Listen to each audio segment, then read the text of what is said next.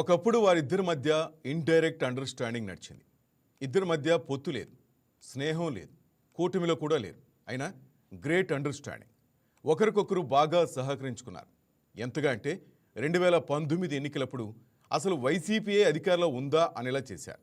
ఆ అండర్స్టాండింగ్ అంతా రాష్ట్రం కోసం కాదు, వారిద్దరి కోసమే. ఢిల్లీ వాళ్లకు రాజకీయంలో పట్టు కావాలి, ఏపీలో బలపడాలి. ఇక్కడ జగన్ గారికి మాత్రం ఆయన పనులు అయిపోవాలి. మండలి రద్దు చేస్తానన్నా ఓకే అనాలి, అమరావతి లేదన్నా ఊరుకోవాలి, 3 రాజధానులని ముచ్చట పెట్టినా వినాలి. ఏం చేసినా సరే నో బ్రేక్. అదేమంటే మాకు అధికారం లేదు, అది రాష్ట్రం హక్కు, రాష్ట్రంలో అధికారం వారిది, వారిష్టం అని చిలక పలుకులు పలికారు. అప్పులు ఇష్టం వచ్చినట్లు చేసినా ఏమీ మాట్లాడలేదు. ఒకవేళ పొరపాటున ఏమైనా అన్నా ఆ తర్వాత మరో ఢిల్లీ నేత ముందుకొచ్చి దాన్ని కాస్త సరిచేస్తారు. రూల్స్ వైలేట్ చేసినా చూసి చూడనట్లు వదిలేశారు. ఏదడిగినా అప్పుడు టెక్నికల్గానే ఆన్సర్ ఇచ్చేవారు.